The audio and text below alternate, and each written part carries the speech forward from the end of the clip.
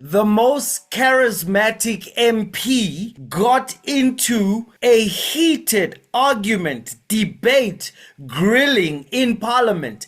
In this video, I'm going to share that piece with Ashley Sauls of the PA. And if you stay with me for my biblical reaction, I would have dropped 5 truth bombs that will have such an impact. A video you will want to share with everyone on your phone, because South Africa will prosper if you stand with me. Press like and let's go. Honorable Sauls. Thank you, Chair. CFO, in your place of birth, would you expect the Zimbabwean government to prioritize jobs for Zimbabweans by birth? I do not to answer you, but I thought maybe that question would have been directed. Why would you be conflicted? You are born in Zimbabwe. I'm sure you are proud to be born in Zimbabwe. I'm naturalized as a South African, Chair. But you are born in Zimbabwe. Yes.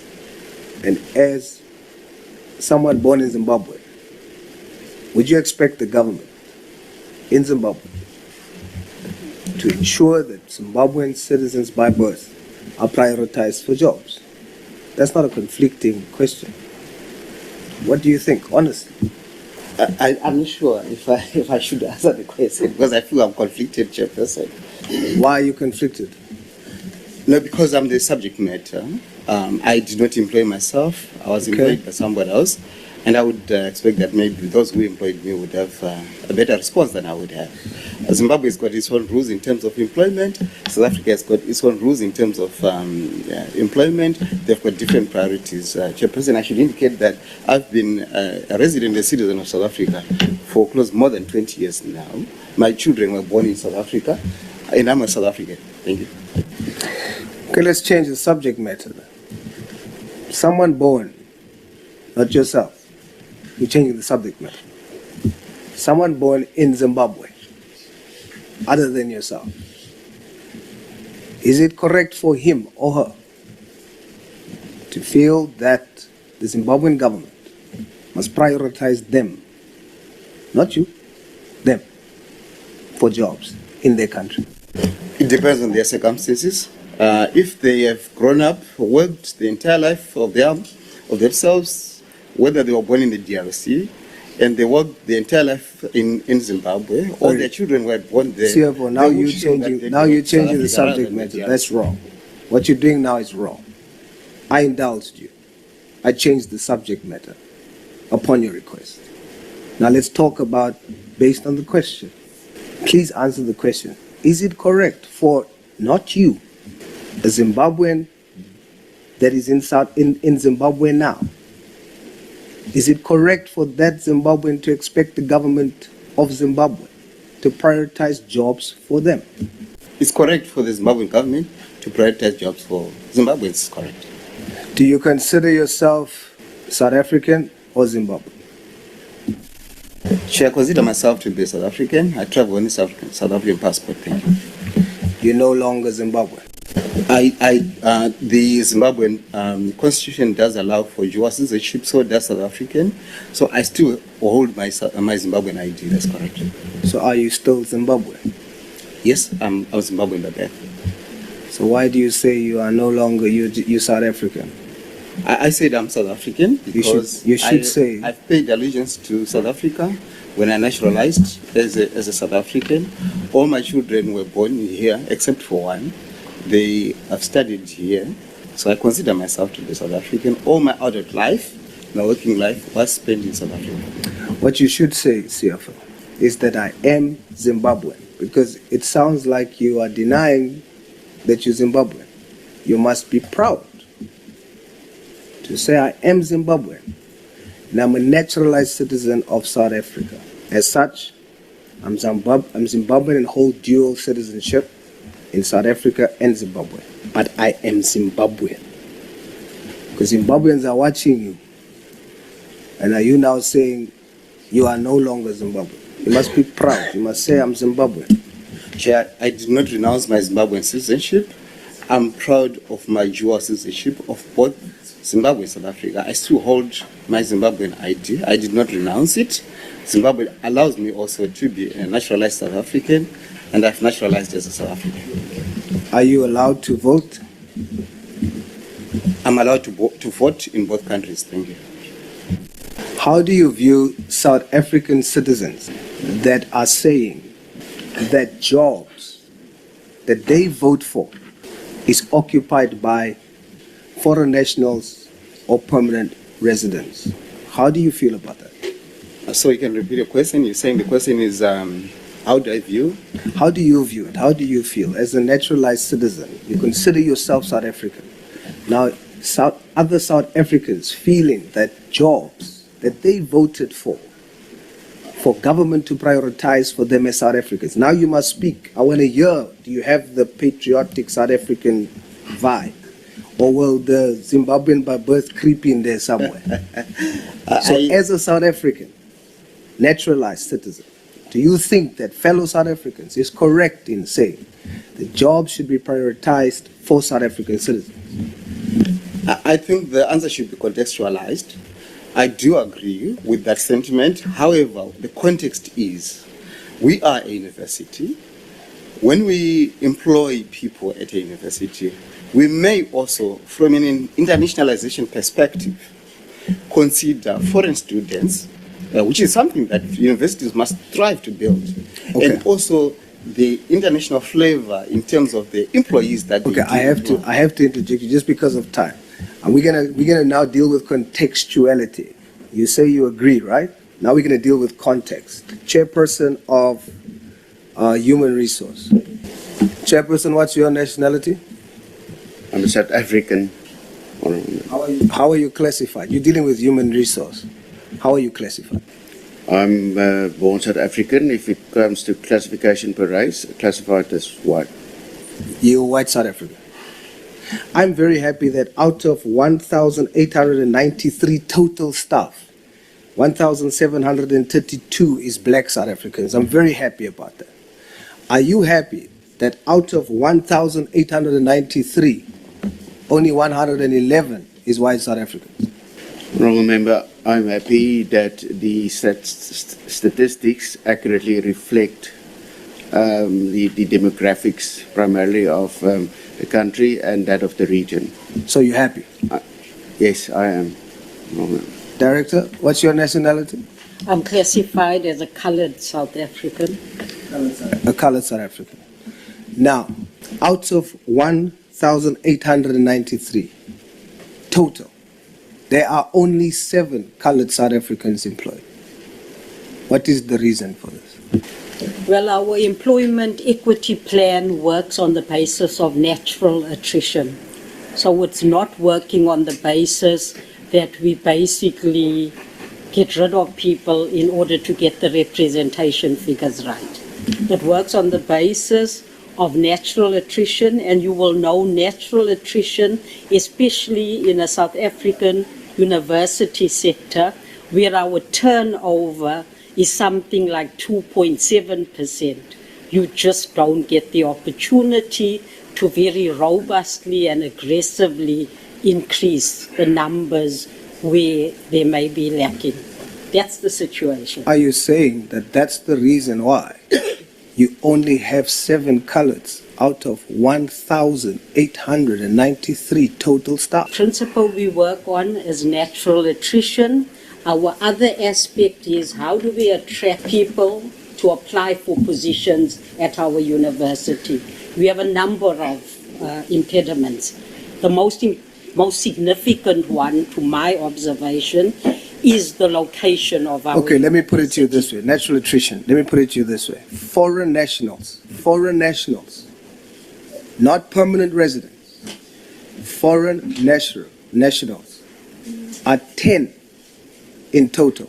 10 foreign nationals, which the law says you should not employ unless it is a scarce skill. It's not permanent residents. I don't have time, but this would be my last question. It has to be.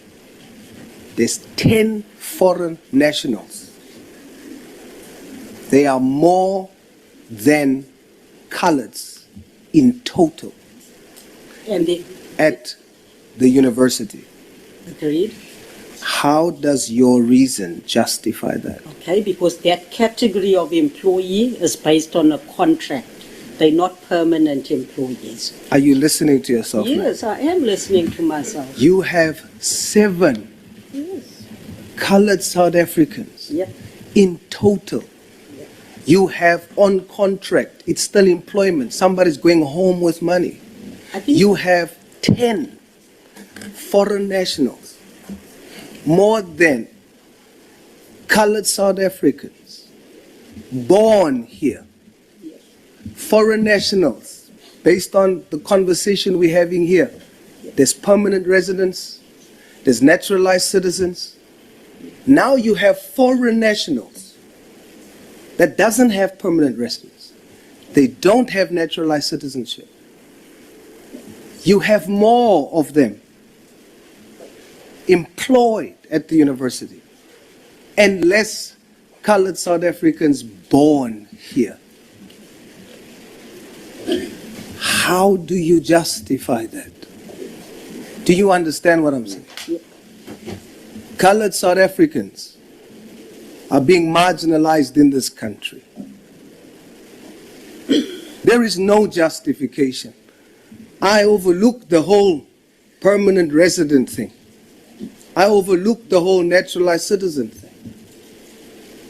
You cannot explain away now where the law says you cannot employ a foreign national, whether on contract, casual, or whatever.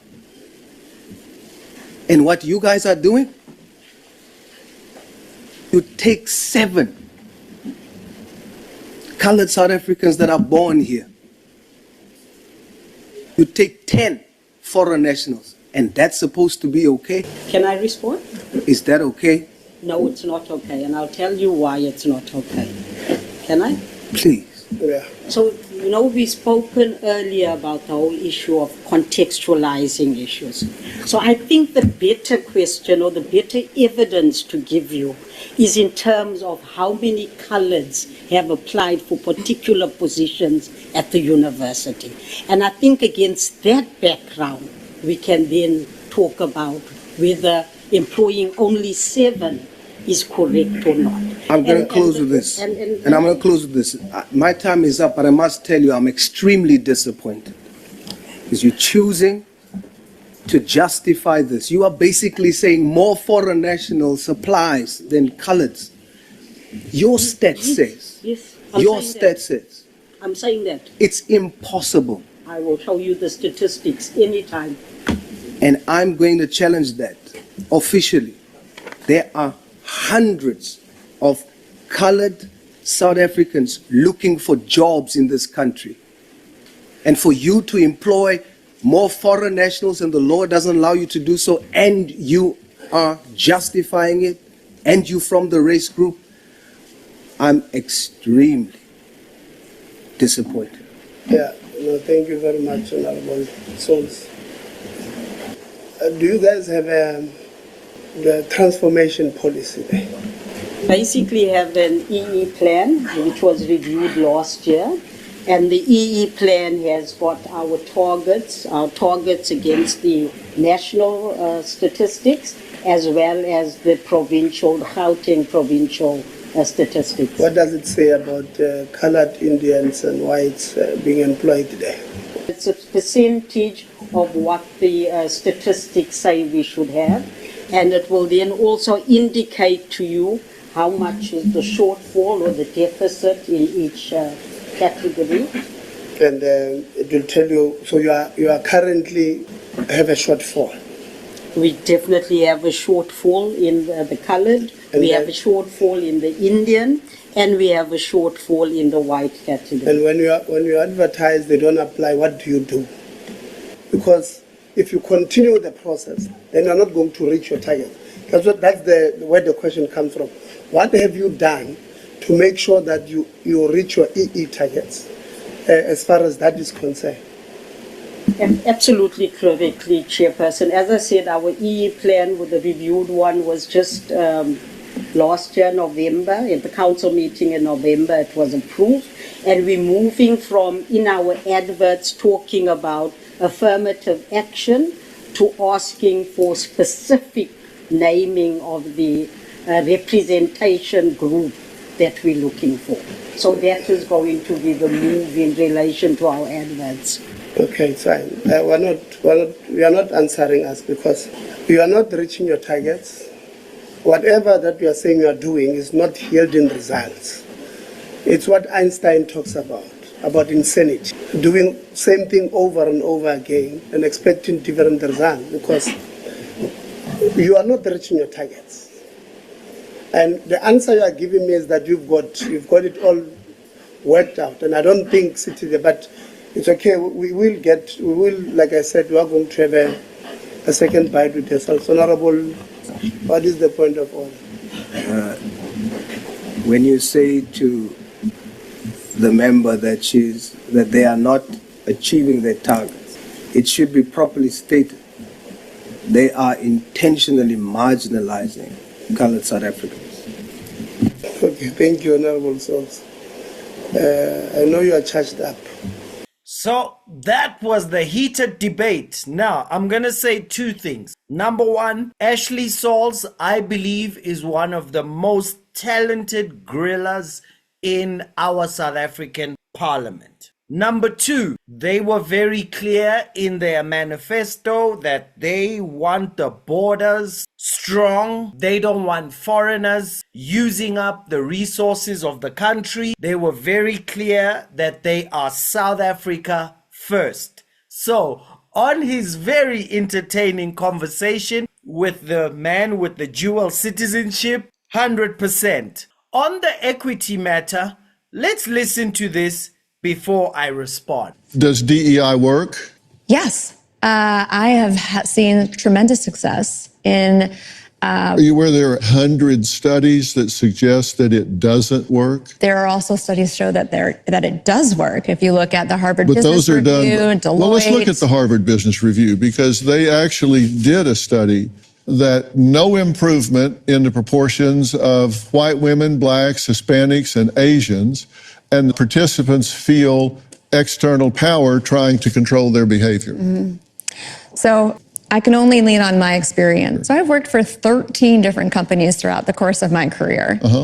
And what I have seen is that employee engagement increases. Employees care about diversity programs, and it is important to them. There have been studies on Glassdoor that have shown that a good percentage of people will not accept an offer with a company that doesn't have intentional DE&I programs and initiatives. Talk to me, Pastor. Okay, so... Preach on, brother. Yeah. Well, a few things. If DEI works anywhere, it has to work everywhere. Let me tell you where DEI does not work. The NBA and the NFL. Where are the Asian, Latino, and Hispanic basketball and football players? Where are the black guys in the National Hockey League? Those businesses are performance-based. It really comes down to, Dr. Phil, the issue of justice. America is in a new civil war right now. The new civil war is a war of ideologies concerning justice. And it's really going to come down to who gets to define what justice is, whether that's biblical justice or social justice. When moral law stands alone and DEI initiatives are based upon that, somebody gets to pretend that they are God. I want to bring another important voice. I would call DEI critical social justice. You say that we're told demanding merit hurts minorities. Why is that being taught? Why is that being preached? Well, it's being preached because people think that minorities don't have the same opportunities to acquire the same education as white people. Also, in oversimplification, what we should do then is not get rid of merit. We should help those students acquire those resources. Contemporary DEI cannot work without what's called prescriptive racism. And what is that? It's when you have a script, basically, a list of things that a person of a particular race is supposed to abide by. And if he doesn't, he is considered inauthentic or defective. You get this from black people as well as white people. In fact, contemporary DEI cannot stand without prescriptive racism. It is prescriptive racism. It cannot stand without prescriptive racism.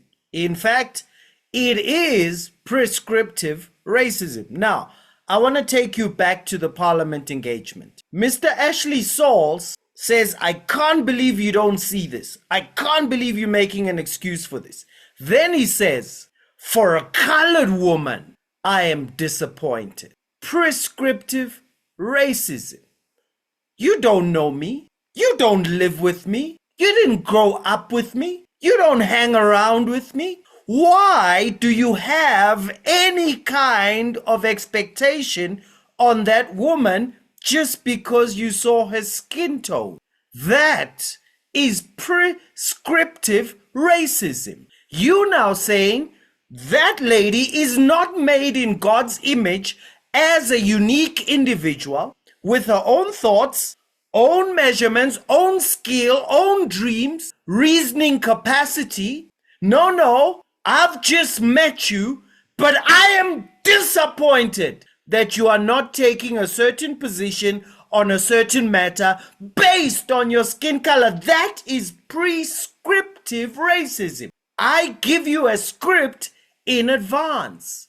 That's the problem with what the government, the woke ANC government, with BEE, with employment equity, all of it goes with prescriptive racism. Every time our president stands up and defends BEE, he is defending a section of the market that I am blocked out of. Oh, why are you not black? You don't know me. Why do you have assumptions for me? No, but you keep taking upon yourself the successes and the failures of others. Therefore, you are out of space for personal responsibility, which says, I take upon myself my successes and my failures. I take responsibility and accountability. God judges individuals.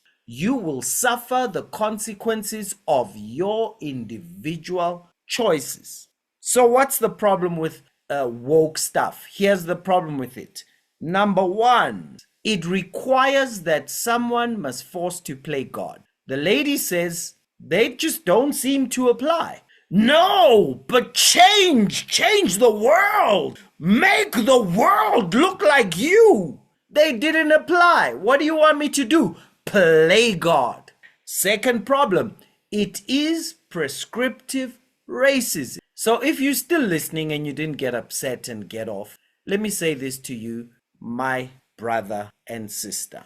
I know it seems tempting when someone riles up our emotions, sets themselves up as if they are fighting for us. They are not. These are vampires who are sucking your destiny out, and it's easy to fall for it. I fell for it at some point, but you fall for it because it seems like it's in your favor. All the stuff when the government must fight for you, it steals that drive in you. It steals that requirement to believe against all odds, that satisfaction of knowing you've built something after failing 7 times, and it steals your development. So please follow me on this one. If it's BEE, I won't do it because of reason number 4. Watching that thing in Parliament was like watching 2 masters discussing slaves. It is dehumanizing to be talking about people's bodies as if they are not spirits with souls living in those bodies, as it was under apartheid. And this time it's worse because it is so well packaged that most swallow the poison. Don't allow someone to talk about you like, do you want the black cow or the white cow? How many black cows do you have? How many white cows? Don't do it. You can make it without having to rely on any of that. And I know it can feel scary when you've spent so much time hearing this stuff, and it's a secret way to put fear and insecurity in your heart. They say to you, don't believe in yourself, we've got you. I say to you, believe in yourself, you can make it. The last problem with it is that it doesn't work. It's just someone trying to push communism because they make money from Marxism, and that's what all of this is about. So why is Mr. Ashley Sauls going on that part? I don't understand, because his principal told us this when he was asking for votes. Never vote for me, because the 5 things I'm going to do is things that most of you do not like. So don't vote for me. Number 1, I'm going to bring God back into schools. Number 2, I'm going to make sure that every child over the age of 18 goes to the army.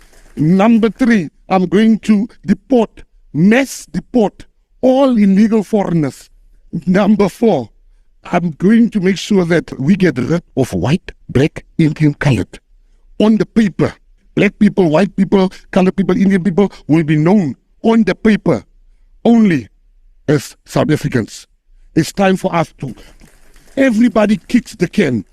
Everybody gets away from the racism issue. I don't know why Mr. Ashley Sauls is not pushing for this, but it is the law, so he is doing the best job of enforcing the laws that are on the books right now. Maybe that's what's going on, but usually you hold people to account based on what your manifesto was, so I don't know. Now, the last reason I want to give you about why this doesn't work, it's because it is hypocritical. The leaders of DEI, the leaders of social justice, the leaders of economic justice, the leaders of that whole race mess do not believe it themselves. Julius Malema will live in a white neighborhood, send his kids to a school with the most white people,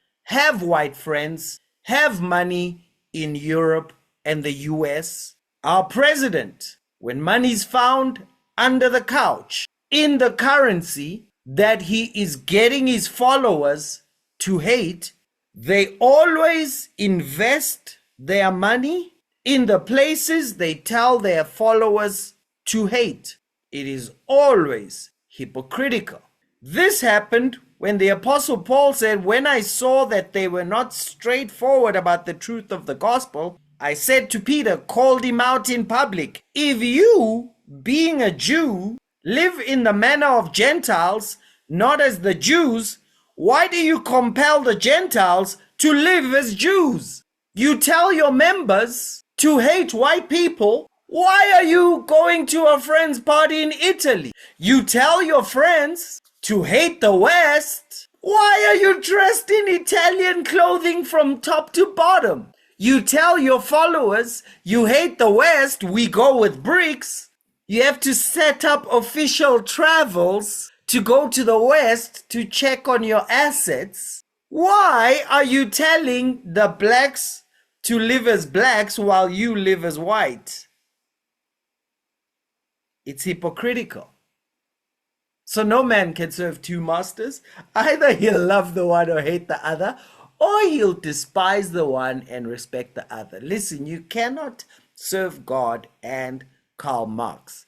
You either go with what's good, what's bad, what's right, what's wrong, what works, what doesn't work, or you go with what's black, what's white, what's revolution, what is counter-revolution, what is colonialism, what is decolonization. You either go with groupthink or you go with personal responsibility, but you can't have both. So let's make history together, because South Africa will prosper. So share the video with someone and tell someone to tell someone to tell someone. Don't fall for this stuff. They don't believe it themselves. They are all hypocrites. Let's make history together and go towards prosperity. Cheers.